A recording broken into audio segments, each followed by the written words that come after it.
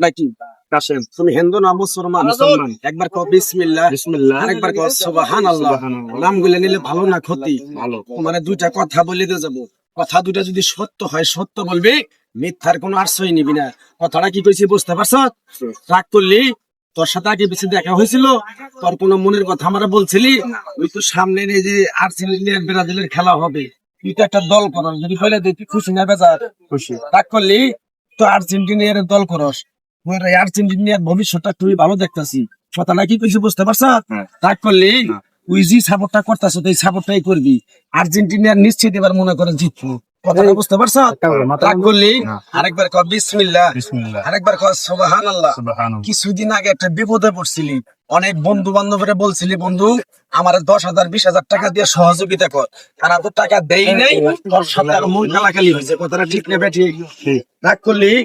আরেকবার কর বিসমিল্লাহ, বিসমিল্লাহ আরেকবার কর সুবহানাল্লাহ। সুবহানাল্লাহ। যখন তোর মানি ব্যাগের টাকা বসে থাকে তখন তোর আপন কাছের লোকজন থাকে, যখন তোর মানি ব্যাগে ফাঁকা হয়ে যায় তখন তোর আপন কাছের লোকজন চলে যায়। কথাটা ঠিক নেবে ঠিক? রাগ করলি? আরেকবার কর বিসমিল্লাহ।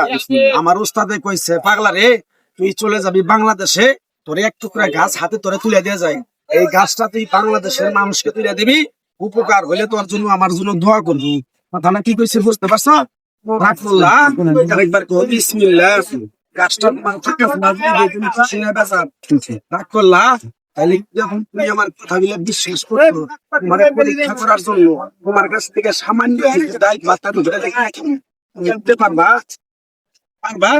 1 লাখ না, তুমি কেউ যদি চায় 500, আর তুমি দেও 10,000।